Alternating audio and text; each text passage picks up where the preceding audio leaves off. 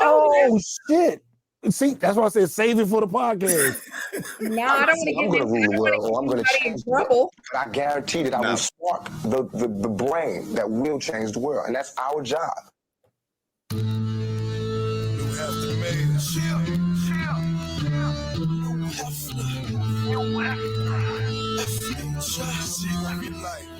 What up, Kickback,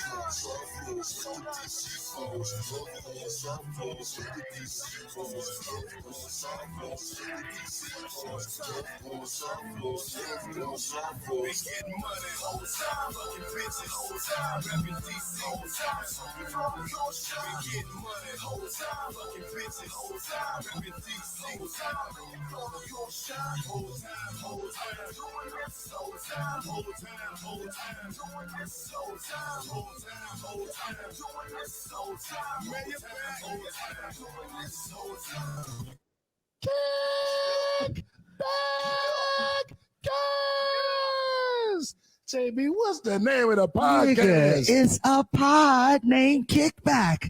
A pod named Kickback. It's like a Tribe Called Quest. You say the whole thing. Welcome back to a pod named Kickback. It's like a Tribe Called Quest.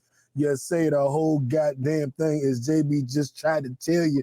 Hey man, goddamn, rest in peace, JB. I don't think it's ever going to be an episode where I don't think JB really gone. That's crazy. But I put his voice on here because I wanted it on here. I wanted every episode you hear my brother. But sometimes I'm like, damn, he's really gone? Like, death is weird, young. I ain't gonna get deep in all that shit, but it's like, it is so crazy to me that somebody that I was with every fucking day is not here. Like, there's no day that's not different.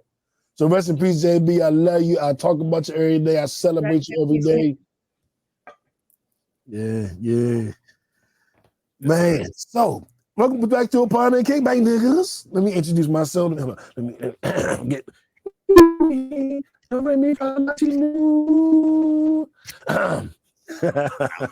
I'm no breaks new to Rich's ratchet. If you throw it, I catch it. If you got it, I'll match it.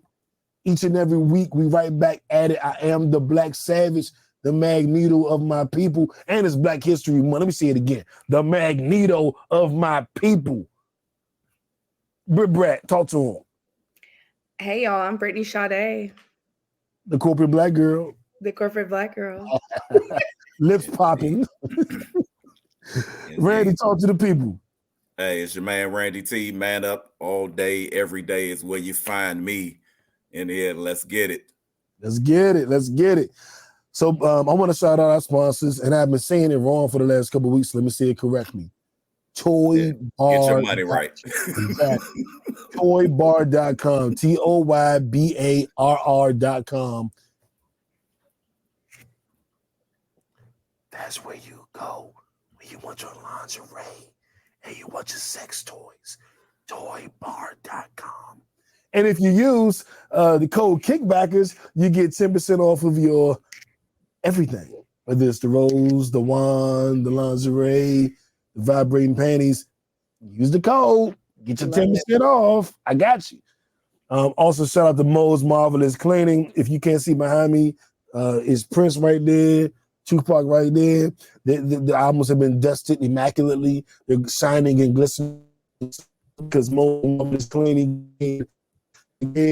So if you wanted to clean your home, your apartment, your business, your office, you wanted to clean up some charges you got, and clean them, talk to a lawyer. Mo's Marvelous Cleaning. Get 10% off using code Kickbackers. Having said that, let's get into our high and low of the week. Where is my drop? Because I want to know what y'all been doing. Because I think I ain't seen y'all since Valentine's Day. So I got some questions. Let me find out where the high low is. Now, high low. Who wants to go first? Who wants to go first? Who wants to tell me how great life has been? Or how tough it's been? Or how it's been? Hey, I'm gonna pick you. What's your high and low of the week? I don't hear who he called? I think he said you. I said, no, I said Brittany, but she's passing it to you.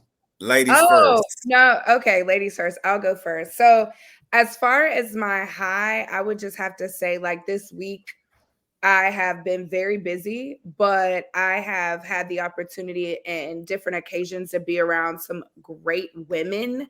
Some are friends of friends, like not even everybody are people that I'm necessarily close to, but it has just been amazing to be around so many Black women, from birthdays, celebrations to there was a Valentine's Day sleepover that I went to, and we just had so much fun, Nice. breaking the stigmas of Black women not being able to have camaraderie and, lacking the competition, just uplifting, laughing, joking, and, helping each other heal. So I really, really enjoy that. And two, I'm not really a words of affirmation person, but to do things like I've always, every time I do something for anybody, whatever it is, it's always from the heart. Most of the time, the only person who knows that I've done it is that individual, unless they tell someone. But just to hear, like, from people how much they appreciate what I do, whether it be particularly for them or just in general, that felt really good to be like, okay, everything's not in vain. Because, a lot of times people do things for other people. And I get it, with certain relationships, you're supposed to have a certain level of reciprocity. But what I've realized is that reciprocity doesn't necessarily come in the same form. So the way in which I may give to you may not be the way that you give to me, but it's worthwhile nonetheless. And so just understanding that, and even in the context, Santana. Go ahead. No, my phone. even in the concept of like relationships, right? Like with men and women, like just understanding that the value that you bring may not be in the same exact way. So that's kind of like my high, just a realization and taking all of that in. Y'all know I love some Black girl magic, so that was fun. Me too.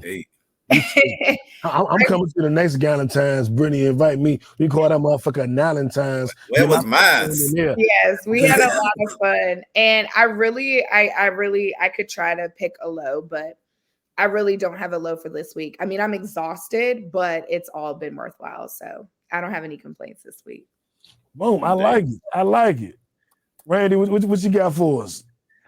Hey, I think my high was this week. I shared with my job. I'm on the diversity and inclusion committee, and I've been doing the Black History Month, and I shared my meeting where I met John Lewis at a Erykah Badu concert, which the story was that he is really the conversation that I had with him was really the conversation that inspired like all of this.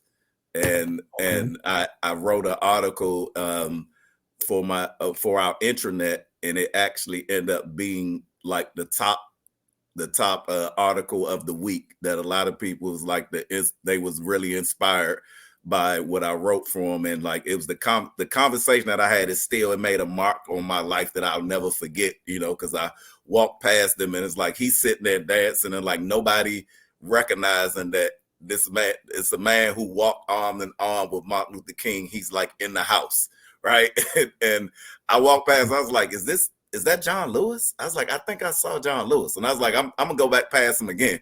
And I went past, and I was like, "John Lewis?" And he immediately reached out to grab my hand and was like, and shook my hand, and we just started having conversations, right? But the point is that that I showed how what he said to me was that men of our generation and what they did, that we need to do what we can to inspire the next generation, even if we don't see what's to come, right? But we need to make our mark for the next ones. And that impact was something that changed like the whole trajectory of my life. And the fact that I shared that, and it was the highlight post of the week, even on my job, that they put it on the top of the post that said that this was the most inspirational post that they've got all of Black History Month. So that was really a high, right? So shout out to John Lewis. Hey, Love it. Get in some good trouble. Yeah. Let me think. My high low of the week. Did you get low? Did you have a low? Oh, you gotta have a low. Yeah, I don't really want to share. She might be watching. We're gonna talk about that too. We're gonna get to the bottom of this, Brett. Don't bring it up, Brett. Don't bring it up, Brett. I think my high of the week was they tie in. It's funny, some weeks your high and low tie in directly. Some weeks it's just they got nothing to do with each other. But I'm in the middle of having an amazing month, business-wise. But I'm having a slow week. And so it's kind of like, here's the lesson for you guys. This is the teachable moment. Seeing the forest from the trees. I am having one of my best months ever, but ironically, I'm having one of my worst weeks ever. And now, how do I approach this next week, this last week of the month? I am having my best month ever and my worst week ever. So what do? Do I pull from? I'm a person that feels like if you can pull from your past, like I've always been negative and I never did anything right, and you let that define you today, then you should be able to pull from your future where it's like I'm a king and I shine and I do everything right, whatever. If you can pull from your past, you can pull from your future, vice versa. So I'm having my best month ever and my worst week ever. What should my attitude be going into next week, y'all? I think you will pull from the best month ever as opposed to the worst week ever, unless that's motivational to you. Like, worst week ever, I gotta go. Whatever pushes you, motivates you, that's one term. Get mad till you move into decisive action. If that motivates you, cool. Right. But have an option here. Worst fucking week. It's terrible. Everything suck. Or best fucking month. I'm gonna go hard the last week. Those are my two choices. I know which one I'm choosing. Best fucking month. So I think hopefully that's a teachable moment to any of the kickbackers watching. Like, that's how you should rock. Because life is full of ups and downs and ebbs and flows. Mm-hmm. And that's how we should rock. Can y'all still hear me good? Am I breaking up? No, we got you. But it's a marathon, right? Not a 200K. Talk to him, Randy T. Talk to him. Britt, I know you got something to say about that. I see it in your eyes. I mean, there's always a lesson to be learned in those lows. Like, I always have lessons. I don't have failures. I don't claim it as that. It's just a way to say, okay, is there something I can do better? Or is this something that just isn't working? Because sometimes things not working out means it's not either not meant for you at all, or it's not meant for you right now. So I try to look at what I can learn from a situation or my lows rather than allowing it to define, to your point. Like, why would I allow that instance or 1 week to mess up that small victory of everything that led up to having a good month? You know what I mean? So that's kind of how I look at it. And I'm glad that you're choosing to claim the best month, because at the end of the day, there's more days in that month than in that week. So talk to him, Britt. Talk to him. All right, so let's get into our viral story of the week. Now I got my energy right. No, I'm built different. I feel good. Let's go. My left stroke just went viral. This may be a surprise to you guys. I'll try to send this to you later. Hopefully you got it. But it was a young lady who went to a concert with what's this dude's name? Omale. He's like a Caribbean dance beat artist. And she went on stage. Remember how Usher was doing in Vegas? Mm-hmm. He sang to the ladies. Well, this is a little different. She went on stage. They took her behind a silhouette. She done dropped it low, bent over, and he done bent her over, and then she done turned around and went from face to face to crotch, and she done bounced up and down, and it's behind a silhouette. So of course everything looks crazier behind a silhouette because of course they're fully clothed. Right. Hope. Hopefully. Yeah, of course they were fully clothed, and everybody knows they were fully clothed. Don't be extra. Tell the story right. Oh, yes, man. You see, Brittany always here to check me. I'm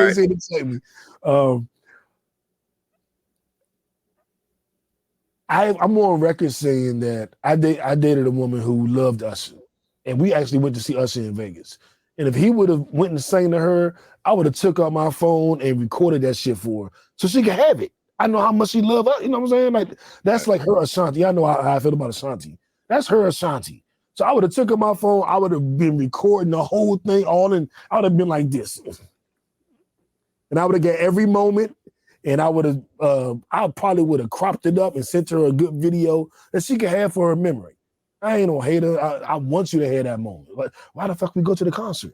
That's why we was there. This is your favorite singer, ain't my favorite singer. You know what I'm saying?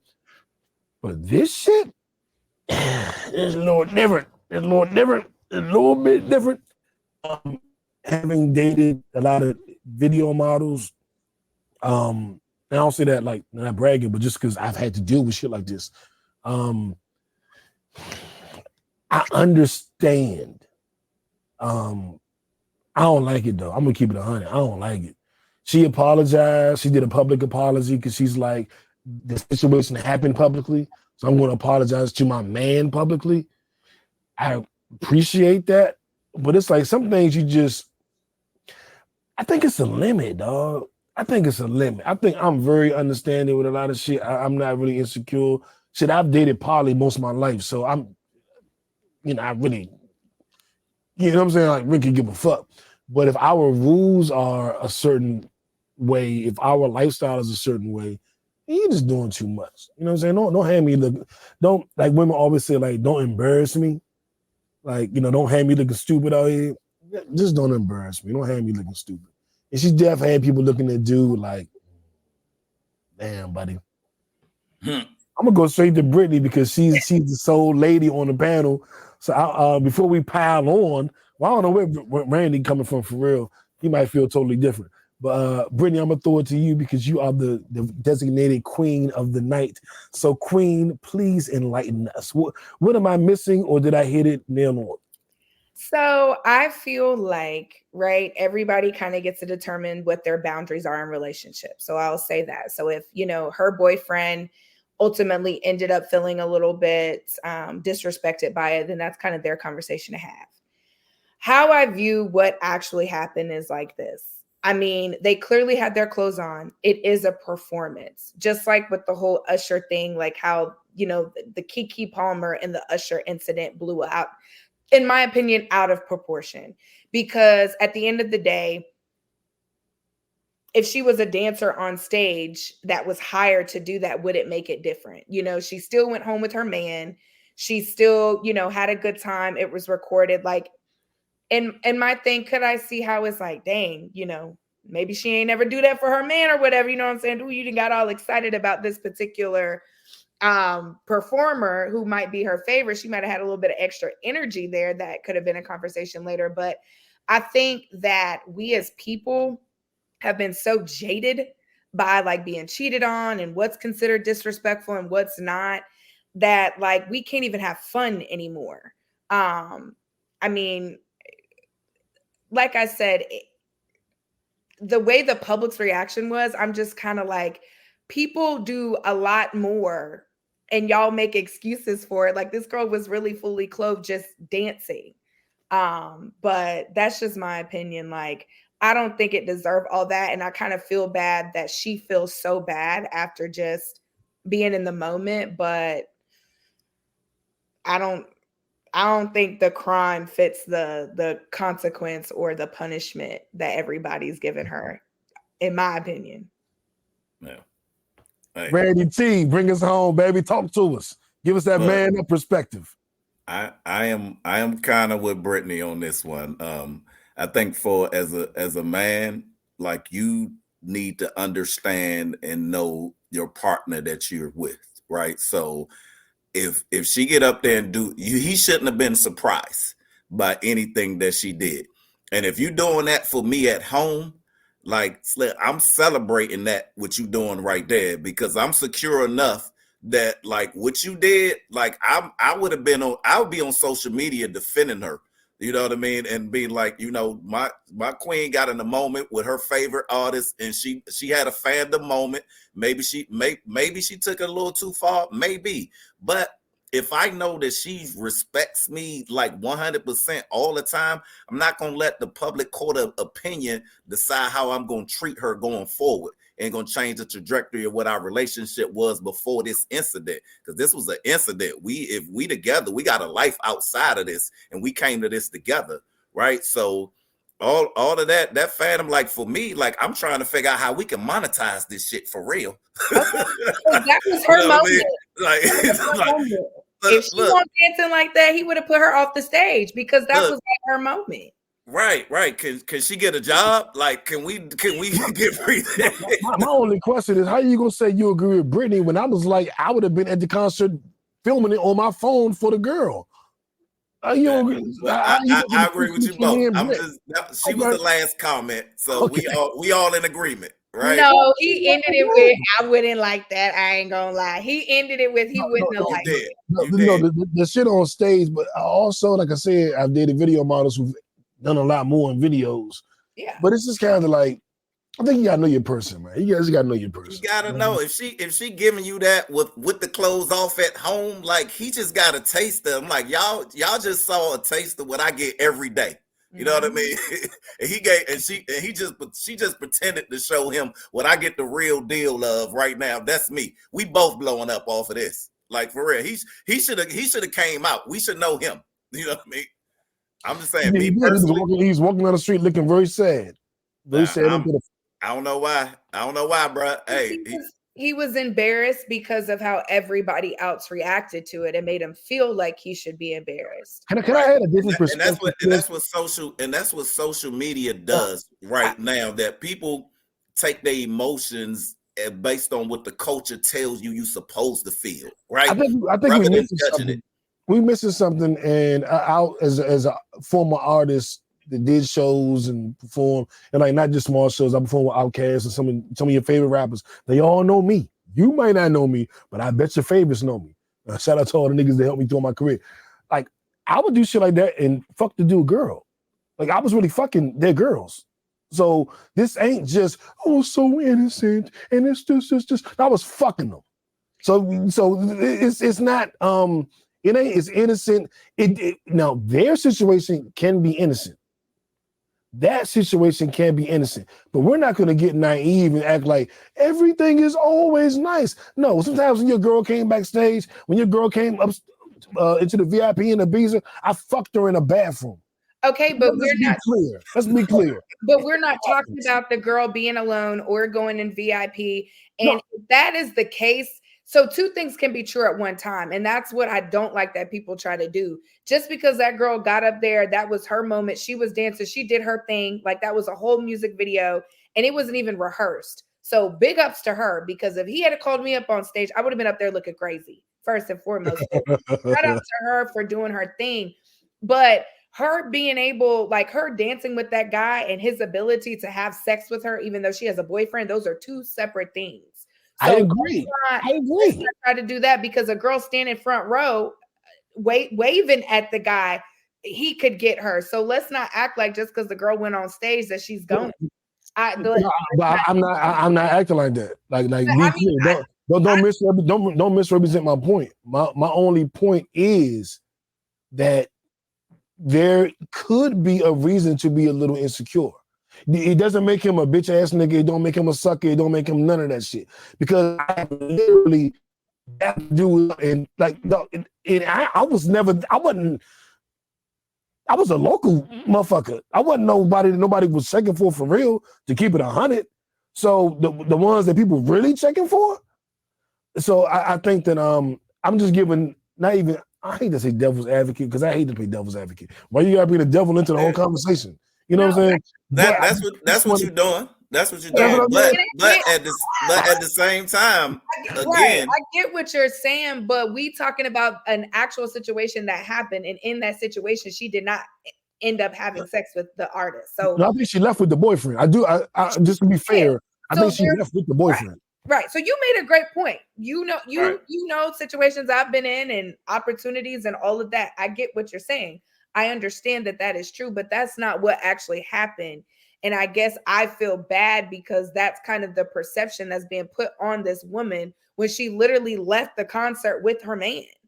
Yeah. You know what I mean? So let's not talk about what opportunity. And a lot of the women, you know what I'm saying, or even men that are making comments on this girl performing are in relationships sending emojis and heart eyes and telling all their favorite artists what they would do to them underneath their picture. Hold up, Brittany. Don't be telling my personal business. Don't tell my personal business.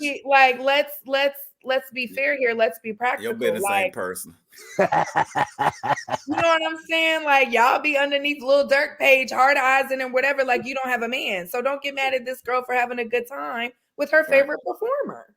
Absolutely. At the end of the day, I'm gonna be honest. I'm not angry about it. I'm not even really mad about Nelly it. gonna beat your ass. Nelly gonna beat your ass.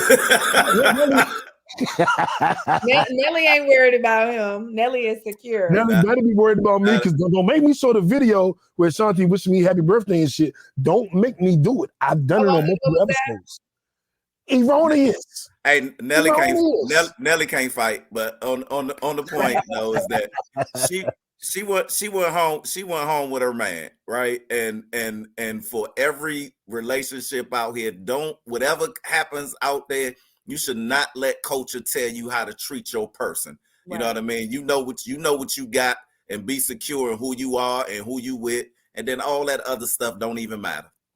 And I'm telling you, when we left the Usher concert, went back to the hotel, I was Usher that night.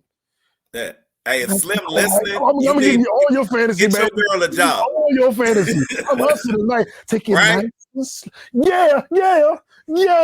Hey, on that same song that she danced on, we playing that at home. Like, do that for real. Do that for real.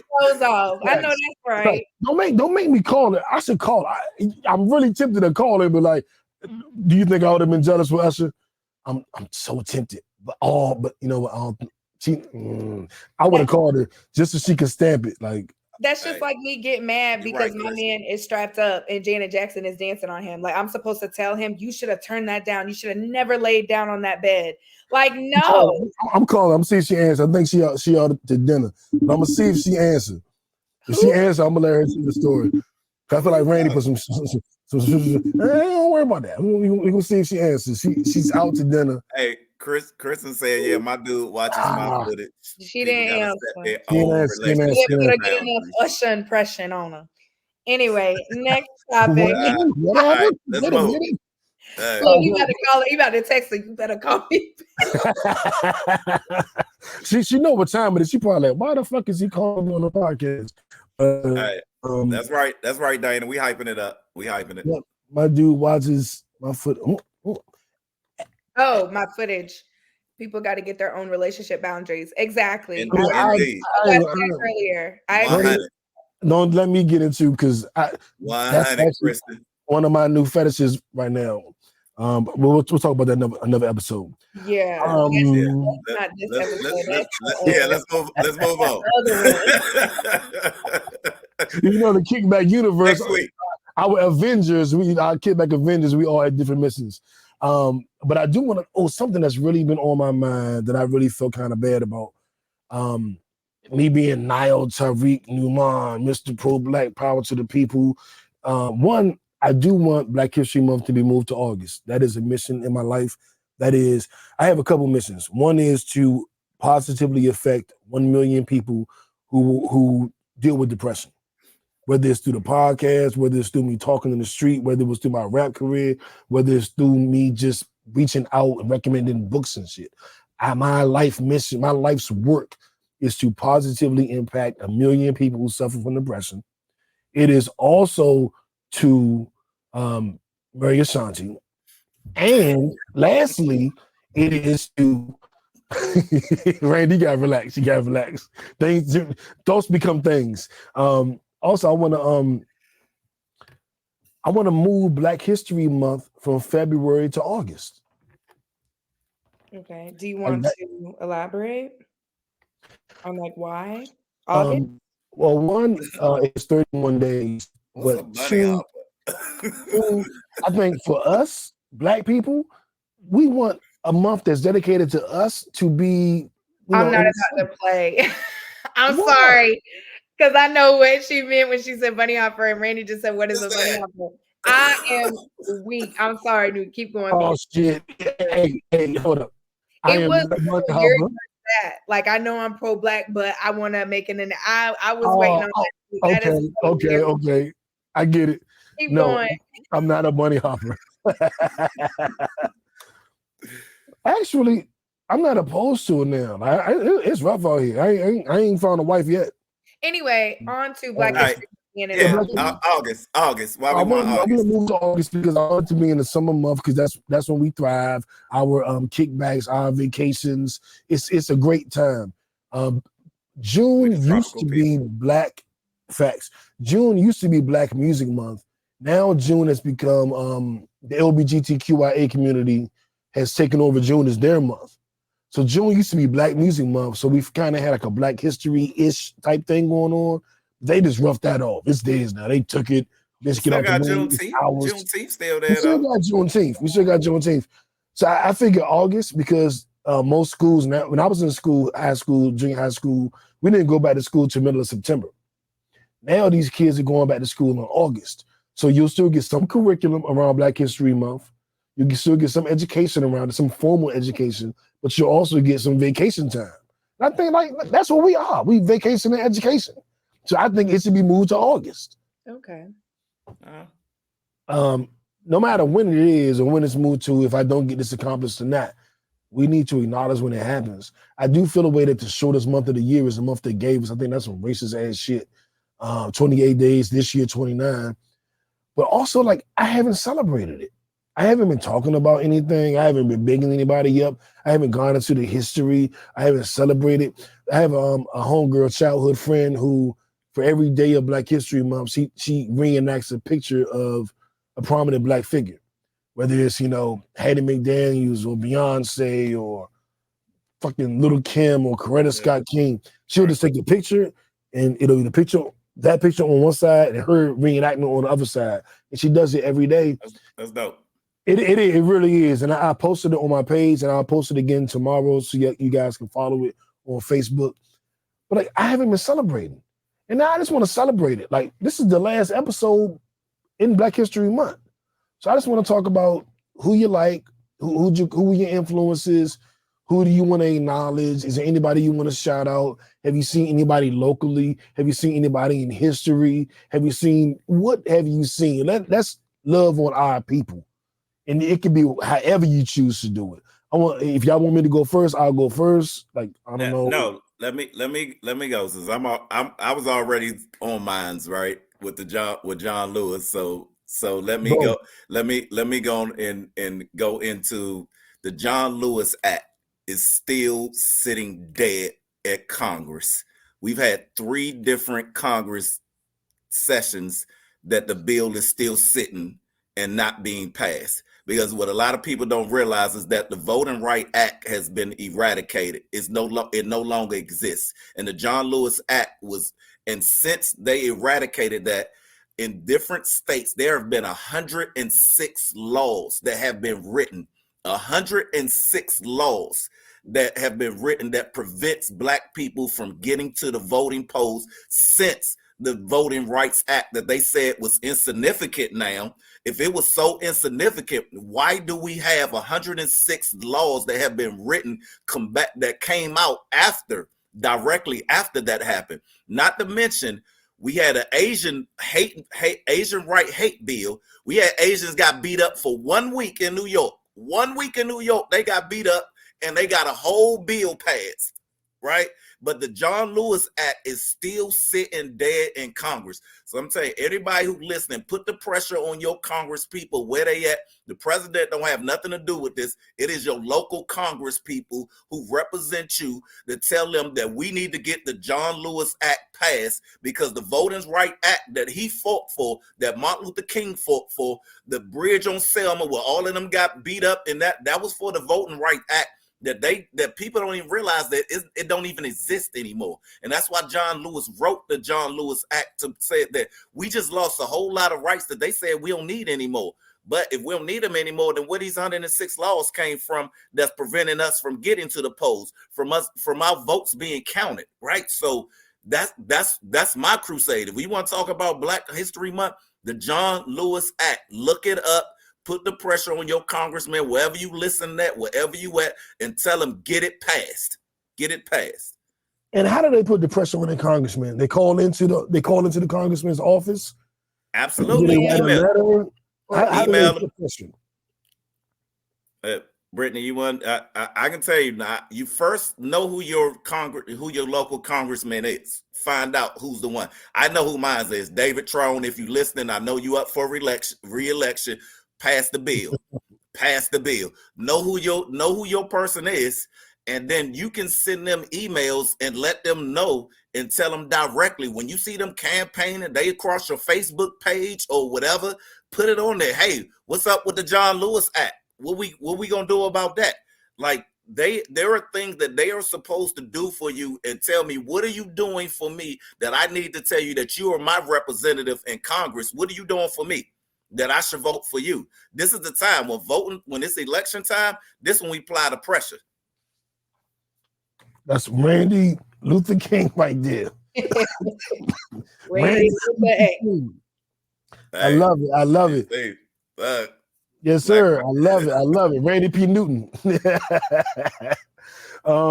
Brittany, you gotta relax. She don't even know what I'm talking about, but I'll tell you later. But Brett, what are you thinking about? Don't worry about it. I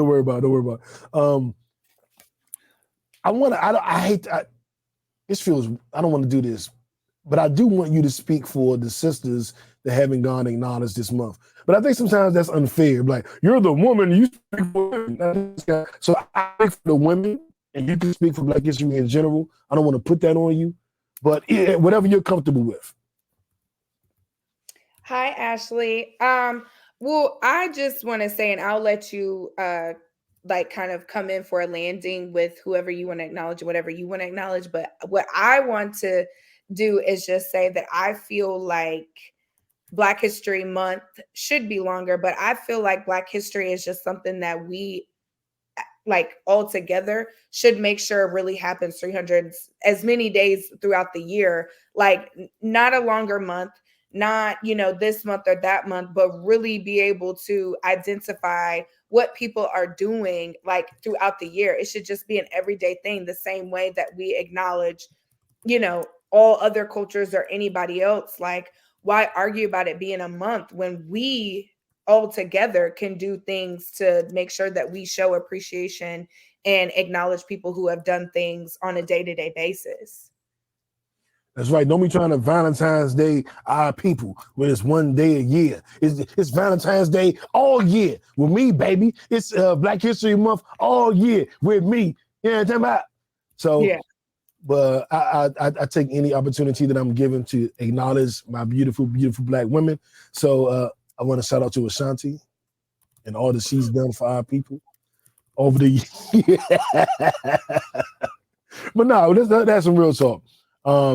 Hey, let me talk to Darnellis Mays in the chat. He's talking about reparations. And I feel you on reparations, but reparations is asking America to do something to make a right wrong when they won't acknowledge us right now in the present, but we asking them to go back and make something right in the past when they won't even do us right in the present. So I think until we can start getting some things corrected right now in the present, reparations will never be on the table for us because they don't feel like we deserve it.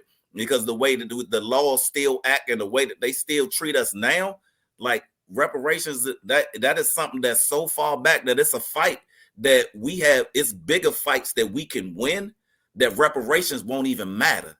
If we just get treated right and just get equal rights, then we don't need reparations. And we've shown as a people that if you just give us equal opportunity and let us start at the same starting line as everybody else, and we will beat everybody else in everything.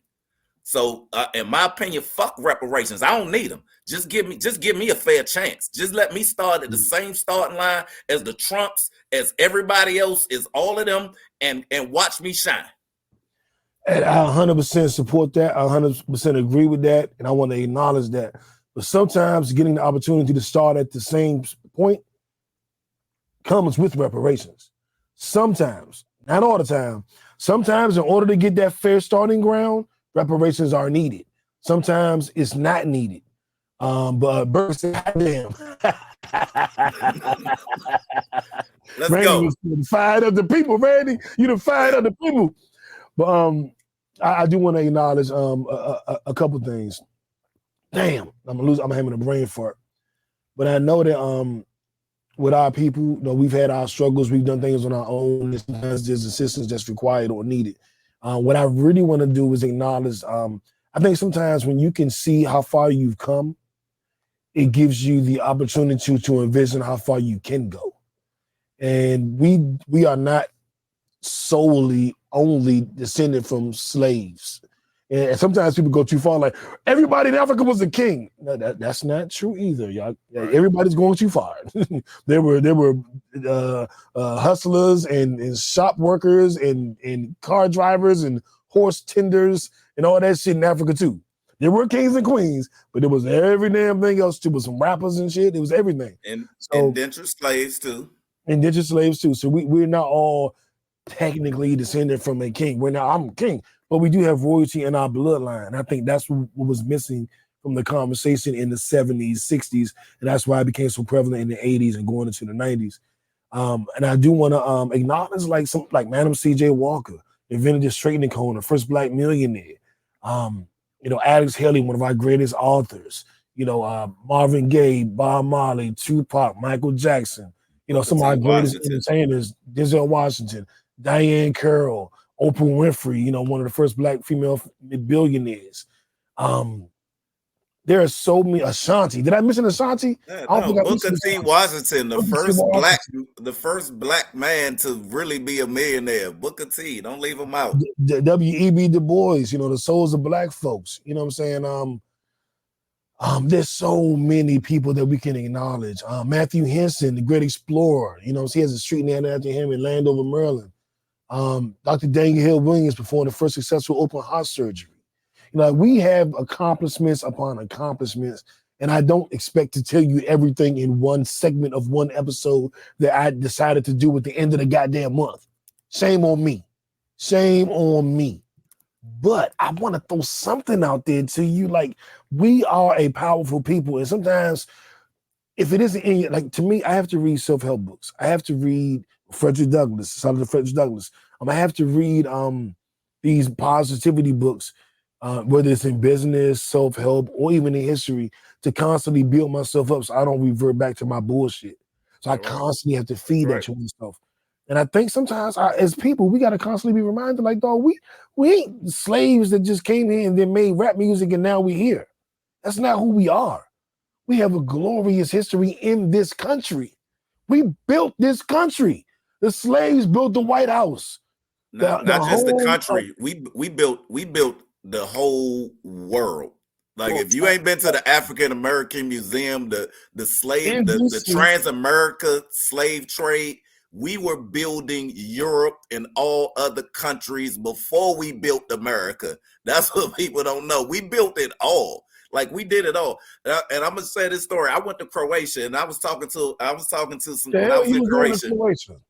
It's a long story, but I was talking to some guys over there, and they told me one thing Croatians are proud of is that they've never been conquered. They said Rome and all these other places came there and they never been conquered. And he asked me, he said, you as Black people, I respect y'all so much. He said, you guys are so powerful that y'all are the best at everything. Why do y'all not run the United States? That was his question to me.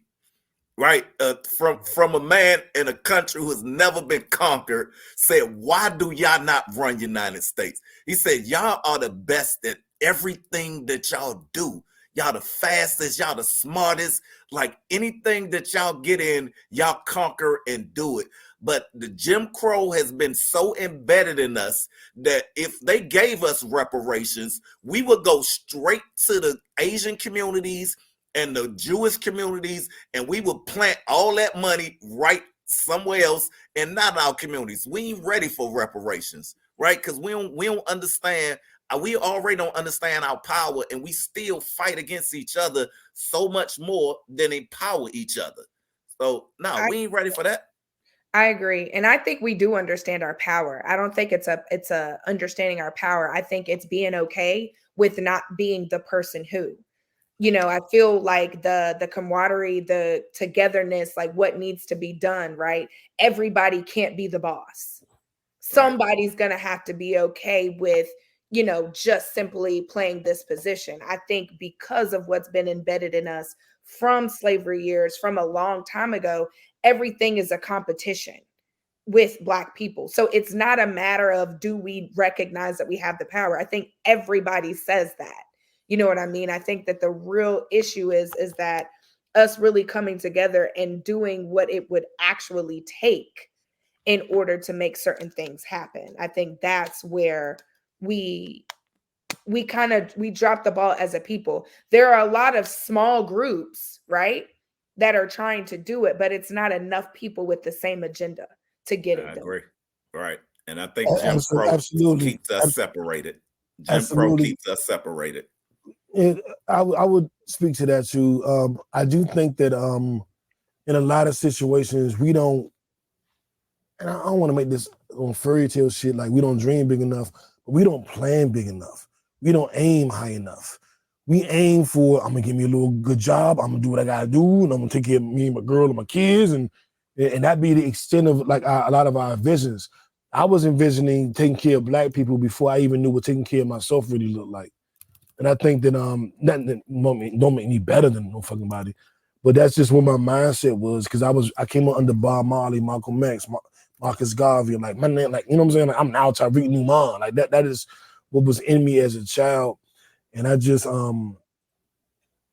I think sometimes we don't look at that enough. Even like with like little street niggas like Burger saying, yeah, like they could have organized and really did some things, open up a grocery store in the neighborhood. Open up a daycare center in the neighborhood.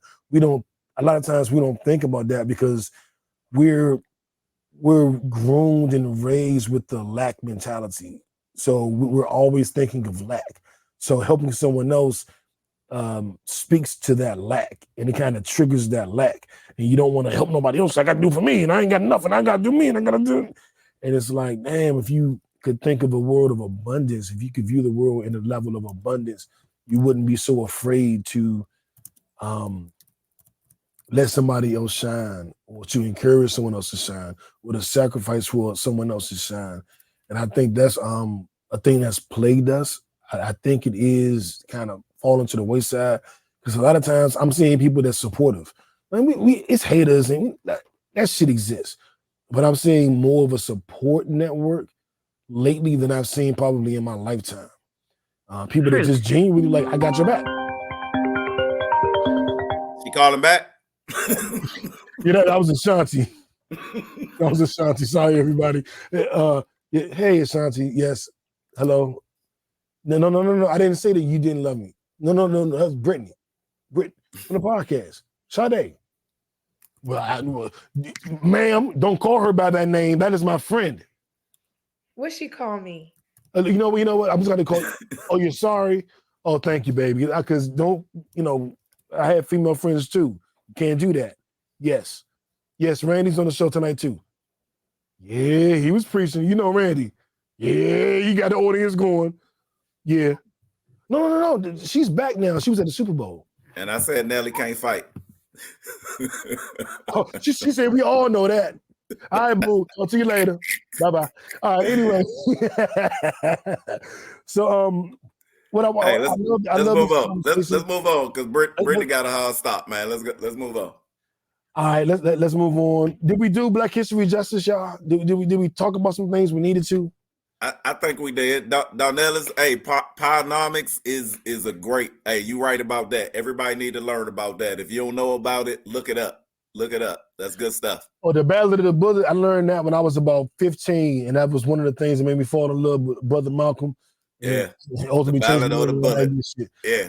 Great stuff. Let's get into some wild shit. Let's get into our what the fuck story of the week. And this is crazy because this actually deals with one of Britney's old boyfriends who isn't Black. Uh-oh. It's the mayor. Stay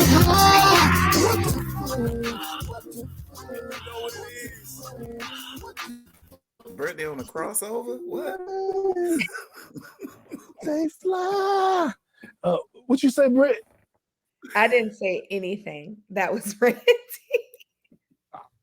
I will take a photograph. That was an insider. See, even Brittany ain't get it. But anyway, so let's go on to our what the fuck story of the week. It kind of fucked me up because I don't know the play here, and y'all are my two financial players. So I was like, they might have a game of this. Jeff Bezos. Why I think Jeffrey? I think Jeffrey Bezos. I don't know why I did that. Jeffrey Bezos sold 50 million Amazon shares for $8.2 billion. Now that's a lot of damn money, and that is a lot of opportunity given to other people. What's Jeff's play though? I don't know. What's Jeff Bezos play though? Because I'm not sure. I do know, he opened up the market, you get people involved, you get people putting money in. I assume that helps. But he didn't need the money, and he pocketed the $8 billion. You guys play. He's still going to have to pay like capital gains and ordinary income tax on it. So, well, no, he changed his address to Florida, where he does not have a capital gains tax before he filed. So he changed. That's what a lot of people didn't realize. Oh, I didn't miss that. Yeah. So he has to pay ordinary income tax. He doesn't have to pay capital gains tax. There's no income tax or capital gains tax in Florida. That's why he moved his address. He moved his residence there before he sold the stock. And I know you, Brittany, you know exactly what that means. I mean, yeah, but wait. I know there's no estate tax, but there's no ordinary income tax in Florida.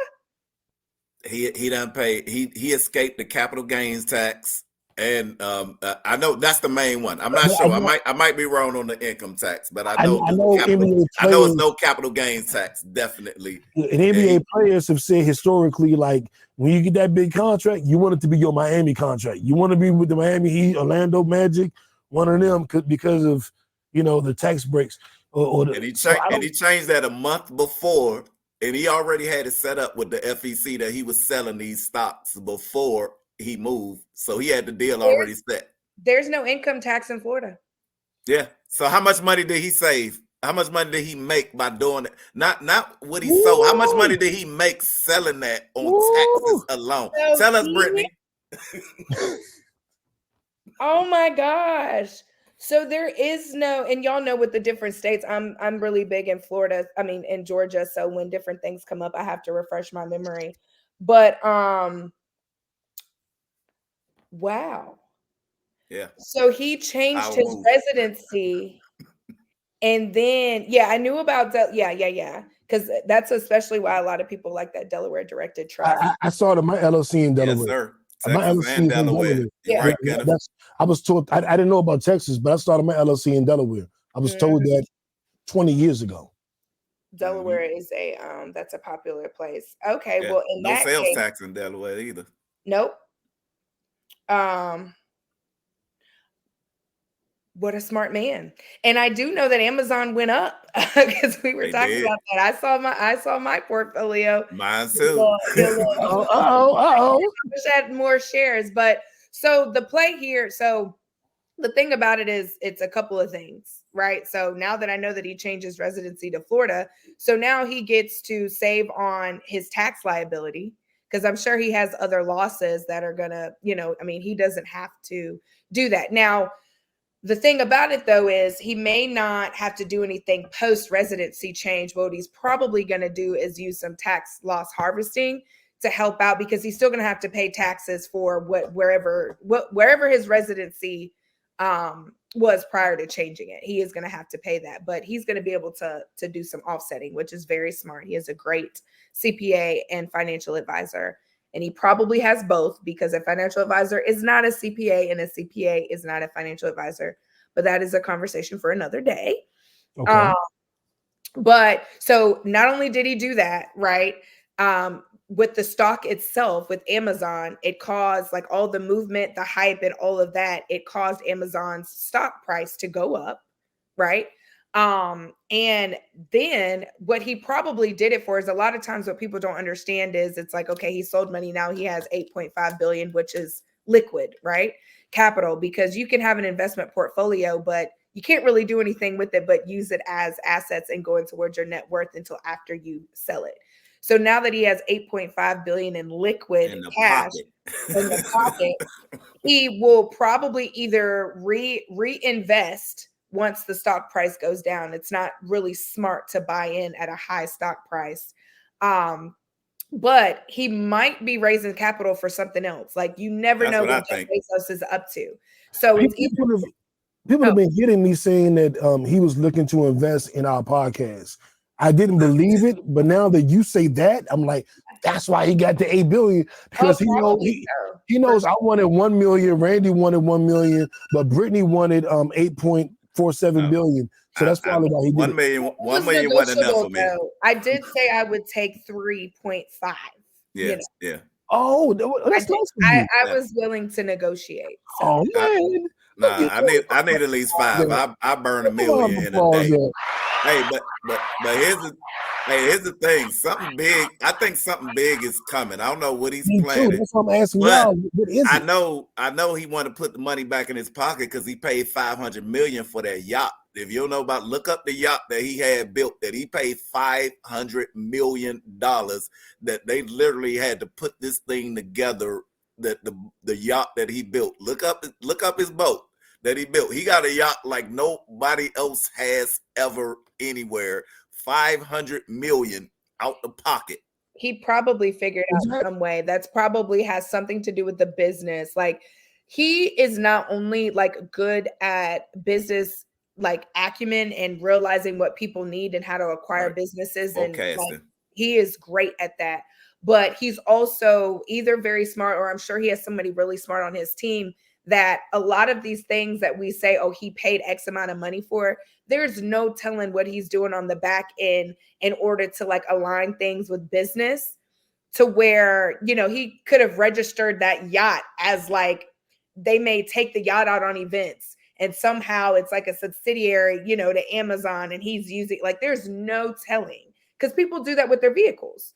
As long as you meet certain requirements, your vehicle can be like registered under your business, and you take that as a credit, and all you need is a small little sticker, you know, on the back window that has your business name on it. Like, so there's so many ways around it. I think he's going to do a little bit of shopping.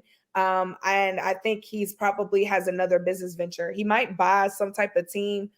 Who knows? That's what I think. The NFL is like going to different, they're breaking out. Like, now the NFL is going overseas, but not only that, don't they have like a youth NFL or something like that for kids now that's expanding? Like, who? The Vegas team is coming. The Vegas team is there already. The Vegas team is there. It's European football that's expanding, right? So think every year you've been seeing more and more NFL games are going over there, right? And they have the biggest stadiums, right? Their stadiums are like 2 times bigger than ours. So think of how they packing out these stadiums now that Wembley and the seed that, and we got like the Colts and the Bucks playing over there in Europe, and it's sold out, right? So I think what I was trying to say was Vegas is NBA, so he might be messing with NBA too, because Vegas is doing the NBA team in a couple of years. Berger said, Brittany, how do you feel about Killer Mike's Bank? And I do have a membership, or what do you call it, bankership with the Killer Mike's Bank. It's called Greenwood Bank. And actually, all of my Meta payments, my Facebook and Instagram payments, go directly to my Greenwood account. So my Greenwood account is only there for podcast money. So any posts or streams or whatever that comes through the metaverse goes directly to my Greenwood account. Brittany, are you hip with Greenwood, the Greenwood Bank? I understand the concept of it. I understand you're so silly. I understand the concept of it, but is it just a bank savings account, or are there checking accounts too? Is it just savings right now? I have a checking account, and they call it a spending account, but I have a checking account and a savings account, and they keep trying to get me to upgrade to the Ultra, which is, I don't know what that is. It's some other extra spending account, but I have a checking and savings. And they FDIC insured? To my knowledge, they are. Okay.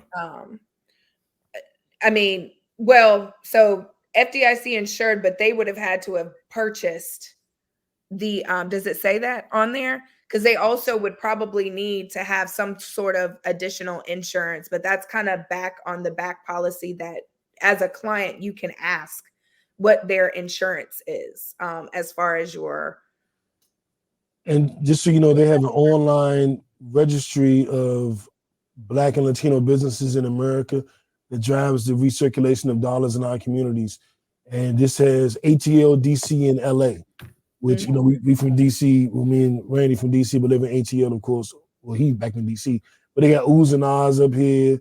They got I like I mean, I really like the concept of the bank, right? Because it's kind of like it's kind of like a bank for us without like necessarily putting it out there in that way. So I really appreciate that because obviously that means when you're looking for Black business, whether it be credit cards, you know, business credit and things of that nature that people are trying to understand and get, it makes it a little bit more accessible for Black people and minorities. Because I think they're partnering with, is it Coast? Delta? Is it Delta? I'm looking. I'm trying to look through it as fast as you're talking. I don't know if Who did it's they partner with? Let's see. So Kenneth, Brittany got to do a little more research on it. Come back next time she'll tell you. I mean, regardless, but I do think that they partner with another bank. It's a coastal community bank. It's something. They're gonna have to. There's no way. There's no way that they're not partnering with another bank. Yeah, they're already partnered with the bank to be able to facilitate all of this, and I really like where he's going with it. As long as everything continues to be, you know, the correct insurance and stuff like that. So to answer your question, Kenneth, I like the concept of it. I like the mission and the vision behind it. Absolutely. But I don't bank with Greenwood. I'm more so on like the wealth management side of things. So more so investing, asset protection, stuff like that. So when it comes to retail banking, I have to actually look into the institution a little bit more, but maybe we can run it back and I'll have a little bit more of an opinion, but I like the concept. Anything, huh? We got to talk offline. I got some millionaire clients I need to talk to you about. Yeah. Let's move. Hey, can we get to the Biden thing before she jump off? Hold on. So with Greenwood, their other thing is access exclusive benefits for $9.99. That's the investment level. When you get travel, luxury hotels and resorts, these are the member benefits. MasterCard, golf, prices, offers, and experiences, prices, qualifications. I'm gonna screenshot this shit to you, Brittany, you too, Randy, and let y'all look at it. Yeah, so you get perks for being a client, which is great. Absolutely. Which that makes them competitive with other banks because most retail banks provide perks, whether it be, you know, percentages off when you go here, like that is a thing regardless of what bank you're with. So I like that they are pretty competitive. And I think they're kind of competitive with their saving rates too. I think they're at like 4 point something as far as having a saving. That's good. Yeah. Randy, what did you to 5, but as interest rates start coming back down and inflation won't get back to where we were. We'll get back to all of that. Before you go, Brittany. I want to hear that. That's the part I want to hear. What did you want to hear Brittany's thoughts on, Randy? On the Biden canceling student loan debts. Okay, let's go straight to that. So Joe Biden has let me find it real quick. 1.2 billion.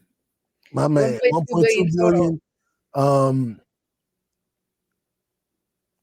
For 150,000 people. He's canceled $1.2 billion in student loan debt for $150,000. 150,000 years, blah, blah, blah. What are your thoughts on that, Brittany? Because Randy wants to know. Okay, so you were breaking up a bit, but I think basically, and correct me if I'm wrong, but kind of the stipulations of the forgiveness was you were paying on your loans for 10 years. Loans under 12,000, correct? 12,000, yeah. So let's break it down. Be practical here. If I had a loan for under 12,000, that probably needed under 12,000 for school. Come on. School loan for under 12,000. That probably means that either my parents could afford it or I had the scholarships and means, etc., for my education, right? I don't, and correct me if I'm wrong, but I don't think it meant that you had a remaining balance of $12,000. The way I read it was the loan amount was $12,000 or lower. That's the way I read it. So that means that the forgiveness that you're providing for people are people who probably don't need it. And there's exceptions to everything. But let's be very clear. If my student loan was only $12,000, I'm probably pretty much done paid that off in 10 years unless I figured out a way to withhold that. But what about the people out here that have gone to law school and got their MBAs because education is the way, and you're in the middle class, right? And so what sucks about the middle class is you don't quite have enough to afford it out of your pocket, but you don't meet the requirements to get free money, which is grants, because a lot of students got kind of hicked up by the Stafford loans and things like that financial aid gives you, but those things have to be paid back, right? They're not grants. And so to me, it's like, I guess you're doing something, so I can't really be upset, but where is the help for those people that really do need it? And, like, it didn't help me any. I've been out of school for 10 years paying on loans, but I had to pay a little more than $12,000, you know what I mean? And I mean, that's only going to get you undergrad. Like, think about people who have really gone out of their way to get, any level undergrad, you're going to be in the 100,000s. Right. That's community college money. Yeah. So I'm just like, what, I read it. University of Phoenix. Right. I read it and I'm just like, I guess that's better than nothing, but where are you really helping the community of people who really need it? Yeah, this was his in addition to moment. So he's already forgiven a lot of student loan debt.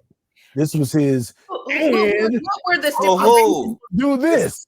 And it was like, for who? I mean, there are people who said they went in and their loans were forgiven, but I'm like I said, it's really, there needs to be something for like people who are truly considered middle class, because I feel like even the forgiveness of the loans that they were doing beforehand, like it's so low. And I get it, give it to people who like quote unquote need it. But I feel like the requirement, like what made them choose whose loans to forgive the first time? Yeah. And I know part of those stipulations the first time. So people who was like first responders, you either work for the government. So, all right, so I got to work for you, Biden, for you to forgive my loans, or, right. Or you in the educational system. Yeah. So most people, nonprofit, I think. Right. Or not. Profit. Right. So the stipulations was so tight that it did not even help the majority of the people. But this is where, and I think it might have been Kenneth who said it before, that Democrats, they think our vote is automatic and they can just throw us a bone, and because we don't do research and because we don't look up stuff, that we'll look at it and be like, oh, Joe Biden forgiving loans, I'm voting for him. But this right here, to me, to anybody who do the research and look at this is a slap in the face to say that we don't care about the black vote. We just feel like we can throw y'all a piece of beef jerky and y'all will vote for us straight down the line when we not doing anything for anybody. 12,000. You had to make 10 years of payments and it had to be $12,000. Couldn't be over $12,000. That's a community college only. If you went to a real university, like $12,000, that's a semester. That was or somebody who only needed a measly $12,000 loan because you were able to take care of everything else, whether it been from scholarships and things of that nature. So I just feel like, where's the consideration for the people who need it? And I know that there's like an argument and I'll probably get yelled at, but when we start talking about middle, like take the higher class out of it, right? They can afford, they can pay to play. They got it. Then you have the lower income communities, which I definitely, I'm one of those people where I pay taxes, but I don't necessarily, I don't like how they calculate who pays and how much. but I'm not against helping lower income communities. Y'all know I do that once a month, at least once a month anyway. But when it comes to making decisions on where the relief comes to, there has to be a consideration for both ends. You know what I'm saying? Because a lot of lower income people do have, let me be very careful with my words, there's more of an opportunity to get those grants to go to school. Now, do they give you a whole bunch of money? Is it going to cover the full amount of schooling? Most of the time, no. So I also understand that. But when you're talking about the Black people who have kind of like forced their way to, you know, now we're in the middle class or lower middle class, there is no relief for that middle section. And it just gets frustrating because it's like, and that's where a lot of our Black people are, you know, our minority people. We've fought our way kind of out of that lower income. Now we're in the middle income, and it's just like, what's going to happen to where we can continue rising? It's like the bar just continues to go up. Like even now where they were talking about people paying taxes, you know, a lot of people owe now because of the way in which they were taking the tax withholdings. And I feel like that slick happened pre-COVID, but everybody kind of sort of, you know, they weren't thinking about it because of all of the, what am I trying to say? The COVID relief payments and stuff like that. But they've been playing with us in that way. And it's just like, I hear you, Biden, you know, I hear you, administrations, but sometimes it's just kind of BS to me. 100%. Very, very well said, Brittany. Very, very well said. And I got to be your homie and get you the hell up out of here. Brittany, goodbye. You have to go. You have big things to do. So call me. You can't hang with us right now. You got to go. Bye, Brittany. Go. Why are you still here? Why are you still I here? thought you were going to like take me out so I can go like. So the Queen, Brittany Sade, she is leaving for the evening. She has big things to do. She will be back with us at your regularly scheduled time as part of the podcast Avengers. Please let's give the Queen, Brit Brat, as I call her, a round of applause. All right, y'all. Thank y'all. Have a good rest of the show. Yes, ma'am. Have fun. Be safe. All right, Randy. Now we can talk about Brittany behind her back. I'm so sick of Brittany. I can't say this some goddamn Brittany. She on my nerves on doing this shit. But no, I actually want to get into and this might be a good topic for us, for real. The Don't Be Dumb Award. I'm gonna go back a little bit because it's something I've noticed. We skipped one. I wanted to get her input. Great job. I wanted to get her input on that before she got off. No, you did a great thing. That was a great job. Because she's the expert on that. For real. Hell yeah. So dumb. You are really dumb. For real. Now, I am fully aware it's been some weird shit with women teachers dating their high school students, male students. And I've been like, what the fuck? Like, it's like what men was doing back in the day. Now the women doing it. And I've just been kind of like, whoa, just watching it, monitoring and seeing how many cases keep popping up. And it's got me like kind of like watching, like, damn, what the fuck is going on right now? And Shannon Sharp, who I've admitted I'm a big fan of, but I got some questions. Club Say, he decided to be like, yeah, they worried about why I'm trying to date young women and Stella got her groove back. And I'm like, oh, Stella got her groove back. One, I never saw the movie, wasn't interested. But that's like 20, 30 years old. You talking about women, 20, 50, your daughters are older than them. And I mean, we see Robert De Niro doing it, Al Pacino doing it. They're doing it all over. Everybody's doing it. But I'm just like Jeff Bezos. Look at this girl. Yeah, boom. I was kind of like, don't be tone deaf in society. We know what's going on. We know how things are being looked at. We know what's being scrutinized. And I got on Shannon Sharp last week about chasing the viral moment. And I think this would be a dumb thing for him to get canceled over, talking about his affinity for dating young women because he's chasing a viral moment. Stop being a caricature of yourself. I'm not calling you gay. I'm not disrespecting you. I'm not trying to play you. I'm not hating on your recent success. I'm just saying stop chasing viral moments with silly shit because this silly shit can cost you more than you wanted to. And getting on TV saying you want to date young girls and why people giving you a hard time and you want a girl that's 20 and all this shit and you 56 years old, that can cause you more harm than good. Yeah. Just chill. Like, damn, calm down. Yeah. Yeah. Hey, I you know, and I love Shannon Sharp. That's Me my guy. too.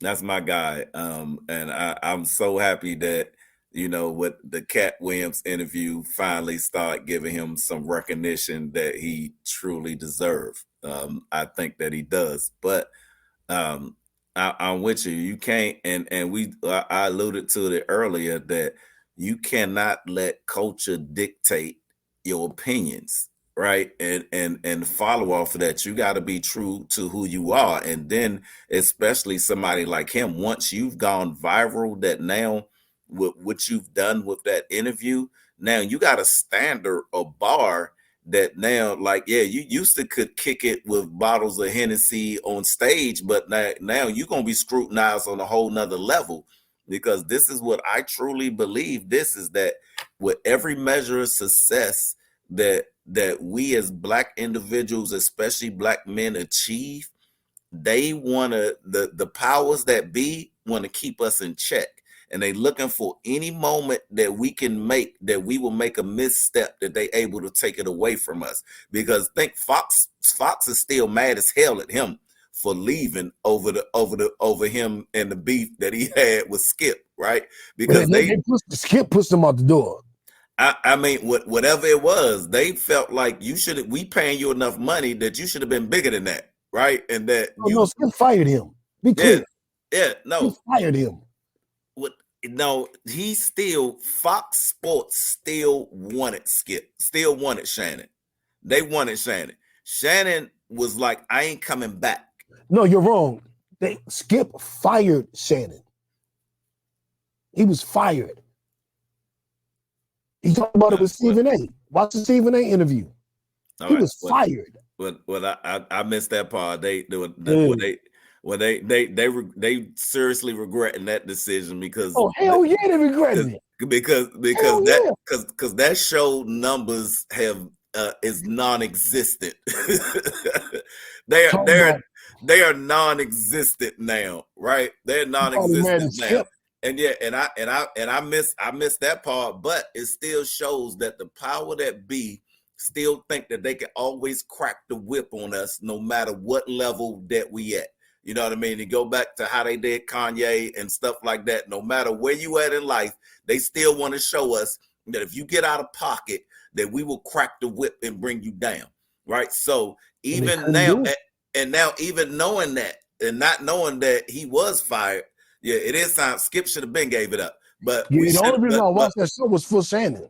For Shannon. I immediately stopped when I watched and saw that he wasn't on it. Like, I took it off my DVR. I'm not watching it anymore. Like, y'all can bring Keyshawn and whoever. Like, no, yep. They ain't doing it for me. They ain't doing it for me. I'm tired of Stephen A. too. Real talk. The person I liked the most was Shannon, and that's why I was so judgmental. Like, Shannon, don't change.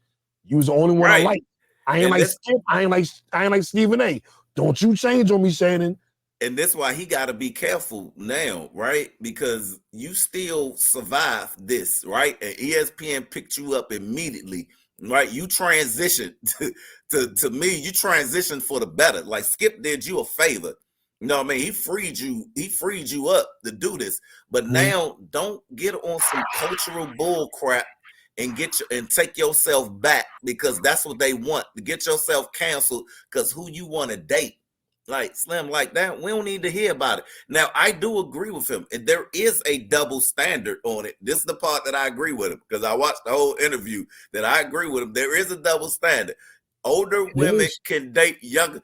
How long has the cougar been a terminology? Before we even knew what dating was, we heard the terminology of cougar, which means an older woman who dates a way younger man than him. And cougars are acceptable and been acceptable in society. We're celebrating. Right. But when a male, so I agree, there is a double standard. And I think, no, Skip didn't say it, but Chad said it, that there is a double standard, that when we try to do it and we date younger than us, then we pervy, you know what I mean? And there's something wrong about it. And that's still, when you are a celebrity, you live in the public court of opinion, period. That's where you live at. And whether you want to be or not, that is your home, that's your house, and that's where you're gonna always be judged at. And when you do that, then there's certain stuff that you just can't put out there. If you like 20-year-olds, I don't need to know that. Right, and we see women starting to catch some heat, like Drea. She dating the Jalen Green. Drea's dating in my age, and she's dating a 21-year-old basketball player. They start to be accountable. Then you can't come around and do the same thing while we holding them accountable. It's like you got to read the room. You got to read the room. Everybody getting on Drea right now for dating this young dude. And there's a lot of young teachers that are dating high school students. Right now, we're getting on them. And here you go, like, I want to date young women too. Like, dog, read the room. Read the room. Know what room are you in? Because technically, I mean, it ain't, I couldn't date a woman in her 20s unless it's Selena.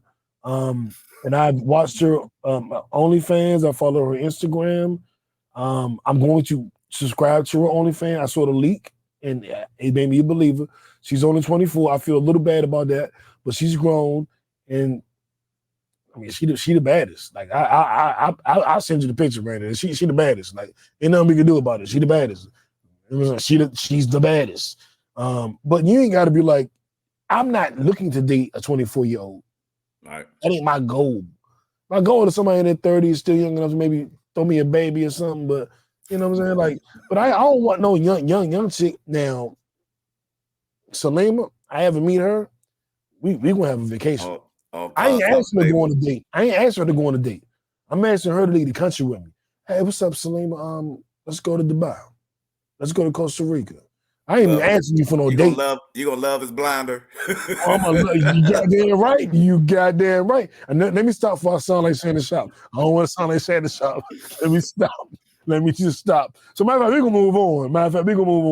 And we're gonna celebrate some of our older queens that aren't in their 20s, because I'm getting the fuck up out of this topic. If it's sports, if it's fashion, if it's music, if it's hustling, whatever, you're on a marathon, you know. So it's the marathon. I want to shout out to the Queen Beyonce. I want my round of applause there, goddammit, because she's the first Black woman to earn a #1 song in country music, and it's the #2 song overall under Jack Harlow, Whips and Chains. I despise that song title, but whatever. And Beyonce came in and took over country music. Like, hey, this is what I'm doing. This is what I'm doing. I'm the queen. You know what it is. And I want to make sure I gave it up to her for that. I'm not a big country music fan. I'm supporting. Zero. But, you know, I ain't really listening. I'm supporting more than listening. But I'm sure it's a great song. Shout out to the Queen Bee. Absolutely. Randy, you listening to it? You into the country vibe? Man, I got one of my best friend, you know, and he's Caucasian. He's on here, and he's been trying to make he swear one day that he is gonna convince me to like country music. And it'd be funny because every time, like, some weeks he just has songs that he play for me that he just be like, this is the song that's gonna get him, and I'd be like, nope, it's not. Right? You know what song I like? But Nelly and Tim McGraw over and over again. I do like that. It's some great country songs that I like Georgia, Florida, like them boys, like they make some good songs. Like it's some people who make some decent songs. But my thing is that and we go back to how music is voted on what it is, how it's large now. So that's where it don't make a difference. And Luke Skywalker, King Luke said this years ago. And if people don't know this, y'all need to know this and realize that this is how music was transformed. When Clear Channel pretty much runs the whole music industry as far as radio. As far as radio stations go and radios, you look up Clear Channel runs a conglomerate, and I don't even understand how it is allowed that they have the monopoly that they have on music, on how we listen to it. But what they did was when they took over, they took the music out of DJ's hands and they made it to where it's like a television station where whoever pays the most commercial wise, that now that's who the DJs have to play. So a DJ now don't play who he like to play. A DJ get a playlist based on who paid the amount of money. When he go on the show, he getting a playlist and be like, this is what you playing in this time slots. Where when we had Ed Love and all them, they just played dudes who was hot. If they ain't like them, if you wasn't rocking, we wasn't playing with you. There is no DJ that can do that right now. So no, it's some that can. They ain't doing it. It's only a handful, to be honest. But right they now, don't know. They don't know major network. They don't know major network. I listen to my podcast. I listen to my playlists. Right. Hey, guys, if you want to get the music, you don't want the executive producer all on the video dancing. Get the Pod Named Kickback playlist. Go to Apple Music and do a search for a Pod Named Kickback, and it's like 40, 50 songs. And this is the good part about it. Now I'm about to start getting on Randy and Brittany and J. Lou and the motherfucking Jackie and everybody else to help me with these songs. So right now the playlist has. Hey, but this my point is that her being the top of a country music list, I don't know how real that is, right? I don't know who been paid. You know what I mean? Who been paid? How many DJs been paid enough to give her spins? Don't fuck all that. Fuck all that. Hey, I'm still look. I'm not mad. I'm not mad at it. Yeah, if it's a white person, we'd be saying they the top. We wouldn't be shitting on the queen. I'm not shitting on her accomplishment, right? But what I'm saying is that for me, when I look at something like this, celebrate it and celebrate it because. And Kenneth said the Beehive is the truth. That like she has her following is like none other. One, if you ever been to a Beyonce concert, Cover Girl is like they show up at her concerts and they have stands set up doing makeup for the people who come there. We talking about one of the top line makeup companies in the world. Like they are at every Beyonce concert offering free makeovers, you know what I mean, just because she's there. So like I don't knock on the queen. She is the queen, and it's great that she's done what she did. Anytime that we as a people conquer a mountain that we ain't supposed to, a lane that we ain't supposed to be in, I'm gonna celebrate that. But at the same time, you know what I mean, we still gotta recognize how like it's other people who can't get there if people don't pay the amount to pay what they need to pay to get them in them doors, right? So I'm a retired rapper. You know I get it. You understand it. I was not one of the you could have made a country song and it would have went nowhere. Nowhere. I made a rock and roll song. Ask me where it went. Look, you could have made the same. You could have made the same exact song that she made, the same exact beat.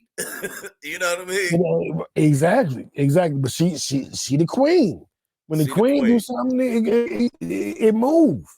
It move. You know what I'm saying? I do want to talk to y'all before we get up out of here a little bit about Taylor Netflix. Swift fans, all Beyonce fans as well. I don't know, Kenneth. I don't know, Kenneth, if Taylor Swift fans are Beyonce fans too. Because I don't know if all of them are, but she got a different following. It's some crossover there, but overlap. But I actually, all the Taylor Swift hate, I think I need to relax because Taylor Swift, as far as I can see, I'm like Taylor Swift might be like a little hood, not a hood shit. She get the she bag. might be a regular. But I'm a personality wise. She might be on some chill shit. Every time I see her, she on some chill shit, and she fucking with Travis Kelce. If that relationship is real, Travis Kelce is the positive definition of a wigger. Yeah, he ain't trying to be black. He the blackest white dude I know. Like, he the coolest white dude in the hood. So she dating the cool white dude. Like she ain't dating Point Dexter. You know what I'm saying? Right. Like I fuck with Taylor. Like right now, I fuck with Taylor. Everybody can hate or be mad, and that's what y'all do. Be mad. Hey, they least both good. she They cool. both good, kid. They both good. Like you can't you gotta love them both. They both are. Taylor and Beyonce are both incredible artists who are at the top of their game. And No. what I love about Taylor is something that Beyonce won't do that she do. She ain't scared to make fun of herself. Right, you see, like she got the commercial where she fall on her face on the treadmill. Beyonce would never do that. You know what I mean? Like Beyonce don't have the leeway to do that. Yeah. As a token white girl, you know, the white girl that's everything, you can do anything. Beyonce don't have that leeway, so she probably wouldn't do it, but because it wouldn't be received well. But I do want to shout out Taylor and Beyonce. Neither one of them are Ashanti. And I'll move on from that. Please do. Please do. What does that even mean? All right, so Netflix and chill, man. Man. What you want to say, Ray? I know you hear me earlier. I ain't saying that. Go ahead. So, I ask you this. Love is Blind, they released 2 sets of episodes. The final set will be released, I believe, this Wednesday. So we've gotten deep into the storyline. And you hit me like, no, why you got me watching this shit? So I definitely want to make sure we talk about it. Love is Blind. I have not found my woman. I ain't found my queen. And so a lot of these shows I laugh at because I'm like, I should do some shit like that. And then the kickbackers, the fans, the supporters of the podcast petition me to go on not Love is Blind, Married at First Sight. So these shows have been a joke on the podcast for years. Like, I'm gonna go on it. I'm gonna find my wife there. And everybody laughing at, you better go on the show. You better fill out this application. And they sending me the application and shit. And so I've gotten used to these shows and I root for the people. And I'm watching Love is Blind, and I'm just hoping they meet the person and somebody finds somebody they like. I am invested, man. I'm invested. And when I saw AD in a bathing suit, good goddamn, you know, the Lord is my shepherd. He knows what I like. So I love me some AD in a bikini, AD in a bathing suit. All day. And, I like the show, man. What was your impression? Was this your first time watching it? And what was your impression? I'll say for this that I like the principle of the show. I think it's solid because I think we live in such a superficial world now. Is that it's hard that you meet people representatives and you don't meet the real them. And the fact that you have to blindly just talk to someone gives you the opportunity to find connection before the connection comes first, right before the affection.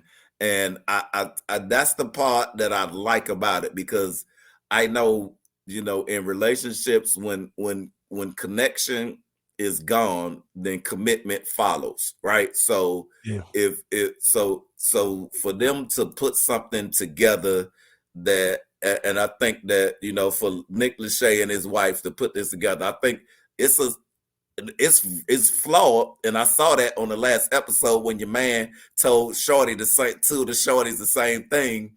And I was like, but the concept, the principle of it is solid, because I think if you truly seeking to find love in somebody that can be your forever, then it can't be about what you see or what you know. It's just like, let's blindly exchange information and talk, and then if we can connect on that without seeing anything else, then I think everything else is downhill from there if it's authentic, right? But again, and I thought it was good till I saw the flaw with your boy. I forgot, I think Matt or whoever who played, and he hit him with the same joint.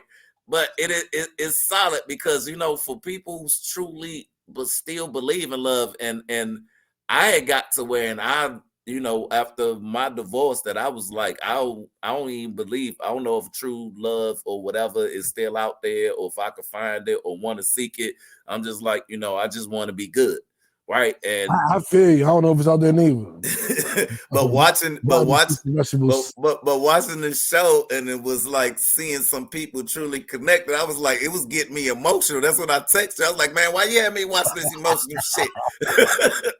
It made me and the concept of it, because I've never watched it until you told we was on the show. So I'm gonna do my research. I'm not coming on uninformed. Oh, you always gonna do your research.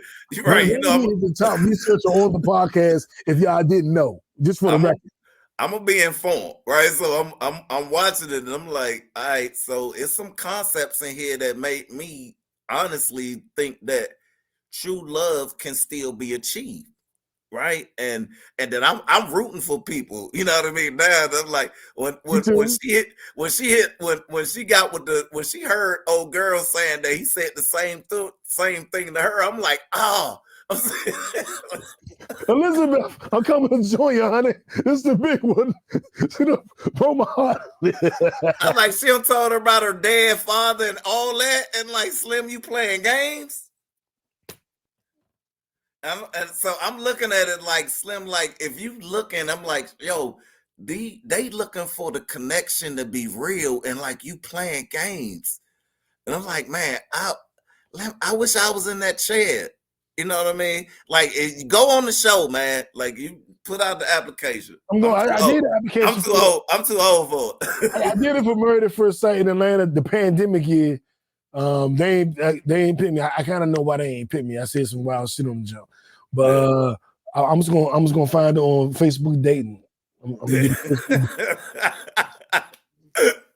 My queen is on Facebook dating. I'm gonna find her there. You know what I'm saying? No, you're not. Damn, brother. Damn, cuz. No, I don't know. Maybe. I don't know. Be there. She might be there. But I am enjoying the show. I can't wait to see the last couple of episodes and see everything turn out. Did you watch Mia Culpa, the Kelly Rowland movie on Netflix? I didn't get to it, because I'm gonna tell you what, I love Tyler Perry. I don't, but I'm gonna say this. I love him as what he's done and what he's accomplished. But as what he's accomplished, I love all of that. But his work, his body of work, I'm just not a fan. I feel like so much of what he do is just recycled with like 2 or 3 new things in there. But I've seen it before. You know what I mean? It's like watching what's my man who played in he played the same role, the Water Boy, Adam Sandler. It's like watching Adam Sandler. He's the same dude in a different movie. You know what I mean? Click. Pretty much. First dates.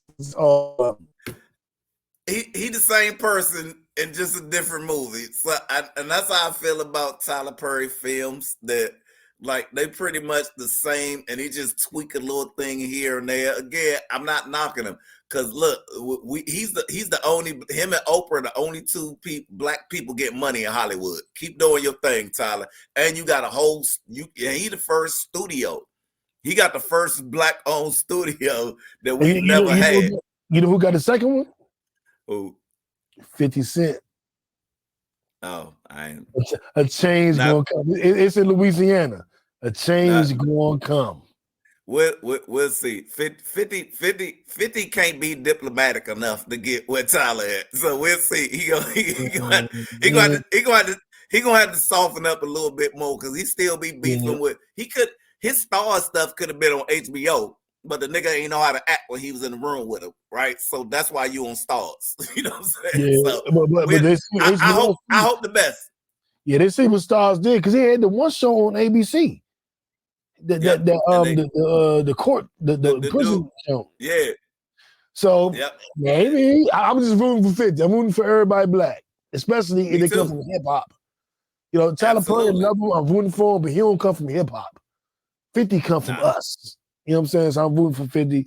And I'm not going to ruin Mia Culpa for you or for anybody else, because it just came out. So a lot of people probably haven't seen it. The only thing I will say is it's good enough to watch. And if you watch it, no matter what goes on, watch it to the end. That's where the magic is. So if you in the first 10 minutes, like, I don't know about this, relax. Yeah. Relax. The reward is at the end. Right. And it's decent. It's Right. decent. Is it great?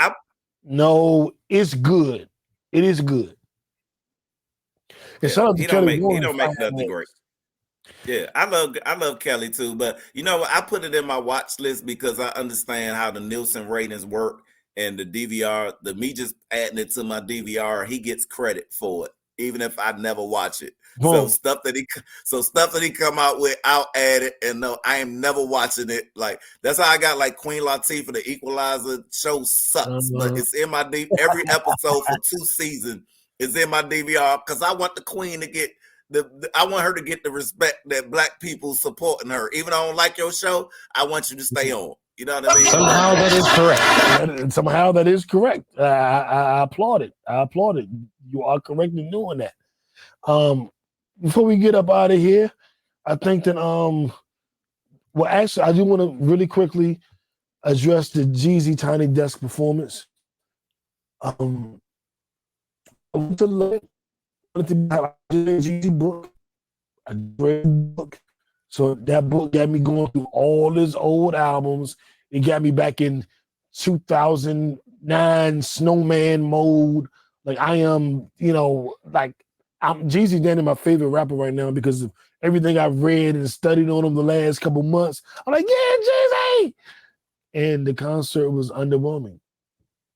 But I think this is the first time I can have this conversation because with you being in Macon during those years, you got a different perspective of the whole Jeezy thing. I do. And I definitely, this is the perfect person to speak on. I do want to say I love the book. Have you read the book? I have not. I think you would probably know some of the people in the book. For y'all that don't know, I ain't gonna too much. I need to read it.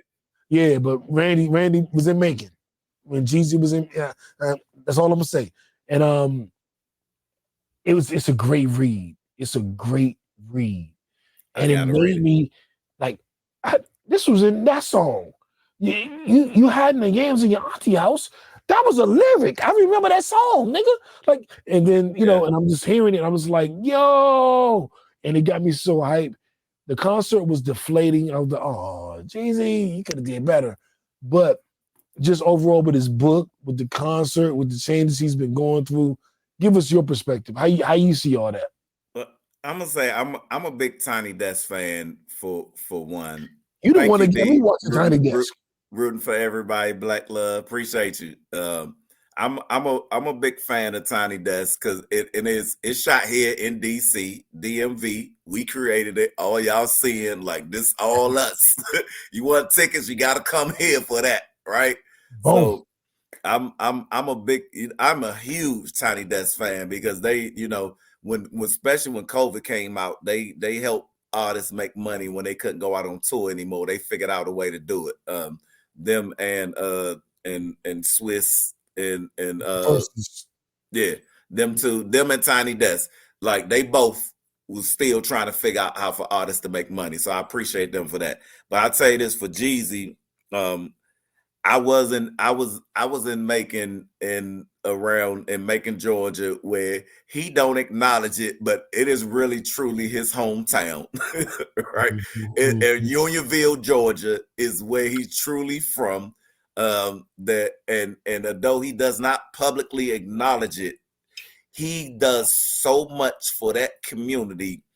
Every year that I was there, that I've seen him come back to the Unionville every Thanksgiving, on Christmas, on holidays, that he's there and he's filled up the community center with Air Force Ones and giving out 5,000 pairs of Air Force Ones. They just out there all day giving out to the community on Christmas, on Thanksgiving, giving out turkeys and sides, and not just turkeys, but gift cards to buy your sides to Walmart or whatever, that everybody who show up and look at it, he's got like 2, 3, 18-wheelers full of turkeys, and they out there all day, long for 2-3 days before Thanksgiving, giving out to the people. So I've watched what he's put back into the community. And some people don't even realize a lot of videos that he made them in Macon, Georgia. Like,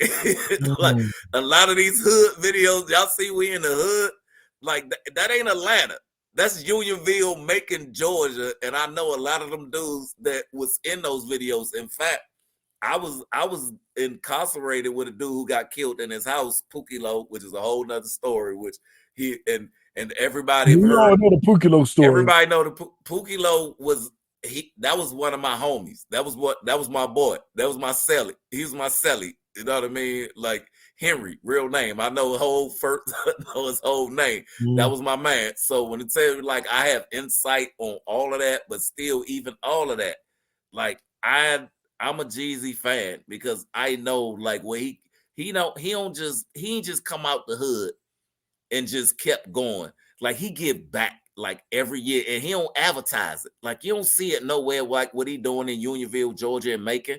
Like they ain't on his page or nowhere else. He's just there showing up and he's doing it. He making videos with dudes like the biggest crackhead in Unionville that everybody know is in one of your in at least 3 of his videos. You know what I'm saying? Like, you know, everybody who been in the hoods, you got a neighborhood crackhead who everybody loves, right? Yeah. Right? Who everybody loves. And Jeezy put him in at least 3 Jeezy videos. So like I'm the biggest fan of his. I don't know what he do personally or whatever, but all I know is that man get back to the community that he came from. That like what he's done, he rebuilt the whole Unionville rec setup, put a whole new pool in there, redid the whole rec center, just him, nobody else. You know what I mean? Redid all of that out his pocket. And on top of that, I know his entourage, he got a whole house full of dudes that they just his entourage. They ain't got no job but being his entourage. Straight up. And he fly them in and fly them out wherever he go. And he got a whole house set up for them. You know, if you're an ambitionless dude and just want to play video games and want to show up with a Jeezy chain on, you probably apply. You might can get it. But hey, it's still, they could be out selling dope and robbing people. You know what I mean? But yeah, that's still me. You still providing for dudes in the hood to do something better, man. So I when I say I got the utmost respect for that man, like whatever, nobody can tell me nothing about him, man, for real. Cause he give back. I'm glad you said that, man. I'm glad you said that. And to the rest of the world, I just got one question. You see this shit? You see this shit Jeezy's doing? You see this shit? And we're gonna end it like that, man. I definitely want our wizards to do better. We'll see, you know, but we're not gonna do anything. Hopefully we lose enough games to get a good pick, but I just want to see us be more competitive. I called it the Wizard Finals. I said it's going to be Boston and Phoenix, KP and Bradley Beal. And I don't have any reason to change that. That's still what I think. And, you know, we'll see. Who do you think will be in the finals as we're at this midway point? Do you have an idea, a guess, or a hunch? Man, I think in the East, it's definitely going to come down to Boston and Milwaukee. If Dame can start meshing good enough, the Milwaukee can come out. I think they did enough, but Boston to me has enough to do it, but every year I don't know, they just fall short. Like Jalen is a KP. Yeah, I don't know where they fall short at, but I think if Dame can just do what he does. Think about what Giannis did without a Dame in his pocket. You know what I mean? You know who Giannis did it with? Drew Holiday. Right. You know and Drew Holiday. And it's going and Drew Holiday, and that's what it come down to. That's going to be the Eastern Conference Finals. It's the Eastern Conference Finals going to be Boston and Milwaukee, hands down. Ain't nobody else. Period. Who you got in the West? And man, I still think Denver is the team to beat, man. I think it's gonna come down to Denver and Phoenix, right? It's gonna come down to Denver and Phoenix. Phoenix look good today against if they can start clicking. When they start clicking, man, I hate to see. It hurt me to see my boy Bill playing so good. You know, what I'm saying? and then staying healthy. You know what I mean? But I'm a Bill fan. You know what I mean? I still want to see him. I still want to see him be great. But I'm like, Denver is so solid though on defensively, and Jokic is the best player in the NBA. I don't care what nobody say. I hate to say it, but he's awkward and his shots don't look good, but all he do is win. All he do is make it happen. It's he's just right now, he's the creme de la creme. It's him and everybody else. So, yeah. So my finals, I if I had to call it right now, I'll say Denver versus Milwaukee. Okay, you got Denver, Milwaukee. I got Boston, Phoenix. We'll revisit this in April, in May. June. We'll revisit this in June. We'll see. All right, man. I want to thank y'all for tuning in. It's always a pleasure doing the podcast. This is a labor of love. This is something that I truly enjoy. This is, shout out to Man Up. I love to do it. If it was free, I would do it for free. I get a little bit of pennies, but I could have got no pennies. I would do it every fucking week. I love it. And I love everybody that I do the podcast with, but it's a little special that I get to do it with my big cousin. So shout out to Randy T. I mean, we was this is my blood relative. We was little kids playing with G.I. Joe men. So man.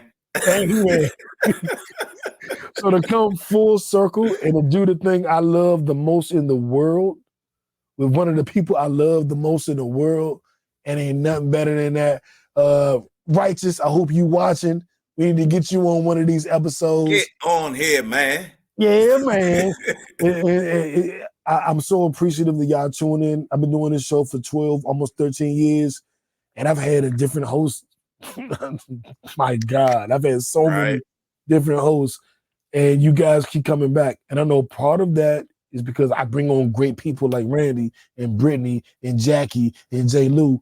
But another small part of that is because you fuck with me. Lou. Shout out. Another small part of that is that you fuck with me, actually. So I appreciate you. I thank you. I'm going to try to make sure we give you an episode every week. And I take these long breaks. But I know I went through some shit. Goddamn, lost JB, lost my Aunt Joyce, lost Amima, lost my little cousin. Life was been lifing in 2020. Randy, was life lifing? Life been lifing. But we'll be back here next week, and hopefully every week after that, to give you this good content, to let you, and not just the big stories of the week. We having real conversations now. Indeed. You know what I'm saying? So thank you for tuning in. Tell a friend and tell a friend. That's your job, y'all. Tell a friend. A Pod Named Kickback. If they saw it before, it's a little different now.